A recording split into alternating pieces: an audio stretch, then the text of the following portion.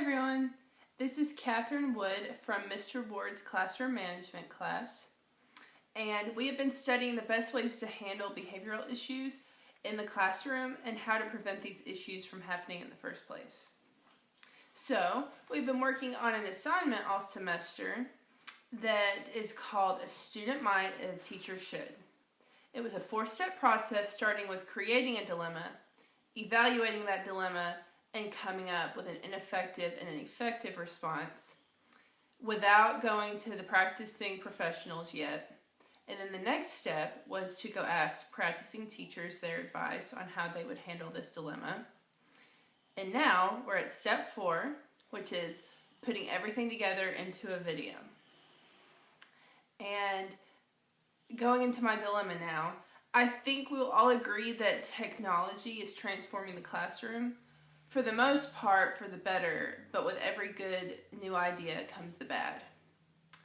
And so we as educators have to be prepared for what could be thrown our way when it comes to digital technology. The dilemma I chose has to deal with cheating during a quiz through a Chromebook. Here's the dilemma I came up with. I'm sitting at my desk while the entire class is taking their first quiz on Google Forms with their Chromebooks. I get up to browse the classroom to make sure that everyone is on task. While browsing, I notice that a student has an extra tab open for Google to what I suspect look for answers on the quiz. When she sees me walk by, she immediately closes the tab and says to me loudly, "I wasn't cheating, I promise," creating a distraction for the entire class. The consequence for cheating on quizzes and tests is an automatic 0. Yes.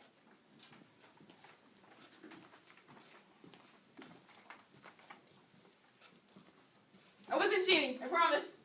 I promise. I know you were cheating. Why else would you have Google open in the middle of your quiz? You're getting a 0 and lunch detention for the rest of the week for making an outburst in the middle of the quiz. Yeah, you tell him, Miss Wood. Thank you, Bobby.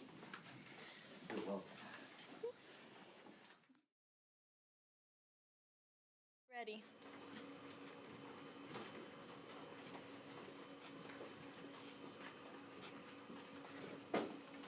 I wasn't cheating.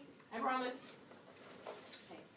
Please only keep one window open for your quiz. And if you wouldn't mind, I'll need you to meet me after class.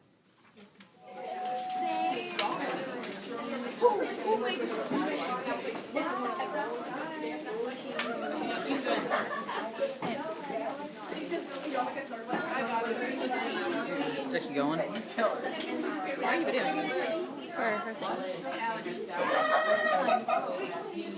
So you know that there's explicit consequence of a 0% for cheating on any test or quiz. And I will accept your quiz this time, but next time I catch you with another browser open during your quiz, it's going to be a 0. It doesn't matter if you're cheating or not. Okay. Thank you. Have a good day, Sally. You too. So, those were my take on an effective and an ineffective response to what the student was doing. So now we're going to see a combination of what several teachers told me they would do if they were in the same situation.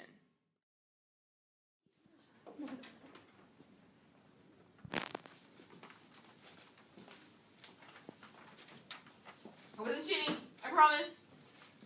Sally, you know what the rules are. Sign out of your test, you're receiving a 0. What? But there are no buts. You know what my expectations are, so these are the results.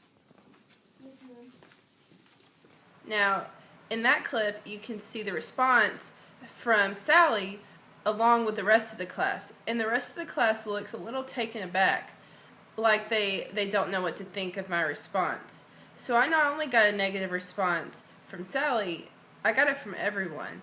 And in turn, I am creating that environment in the classroom that the rest of the class is kind of scared of me.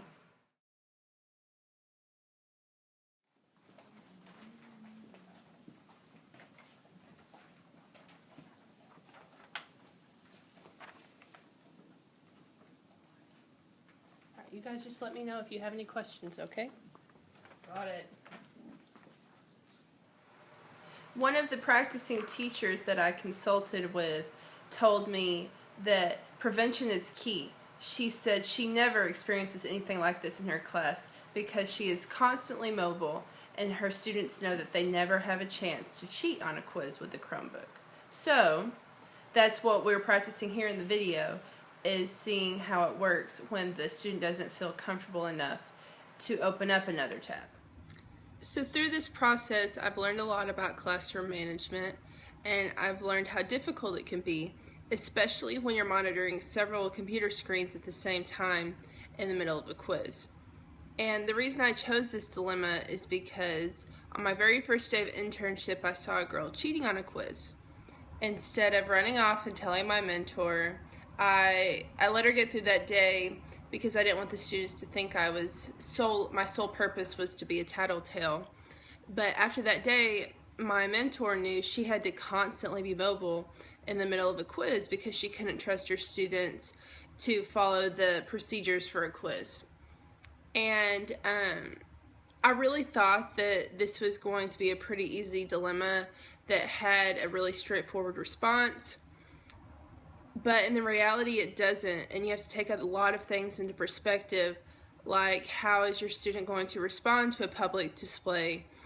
Is he or she seeking this attention, or are they avoiding it, and they're just avoiding it in a different way than they're trying to express?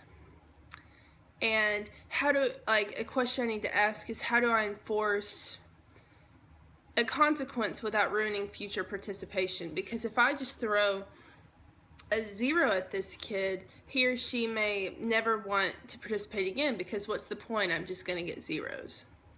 And I also need to ask, how do I do all of this without completely humiliating my student? Because that's the last thing that we want to do as educators. It doesn't matter what the kid has done, he or she doesn't deserve that negative attention brought upon itself. So a lot of the teachers that I consulted with told me that, there needs to be a preventive measure in place, but if there's not, you can always look up the history on the Chromebook. But I don't want to have to look up the history on my Chromebook. I want my students to know the procedures and the expectations and the consequences in place well enough that they don't feel comfortable cheating on a quiz. So I don't want to have to go through this. I want to get it all of the management out of the way with preventive measures, so I don't have to do anything like this in the middle. And I would say that the main thing that I took away from this experience had to do with Linda Albert's theory that educators influence the classroom without controlling it. And in the two ineffective scenarios, I think I was completely controlling the outcome, and I wasn't letting the students feel safe in the environment. And the way I controlled it made the atmosphere less comfortable. And I need to contribute to a climate that encourages positive vibes from me and the students without it seeming like a dictatorship. So thank you guys so much for watching.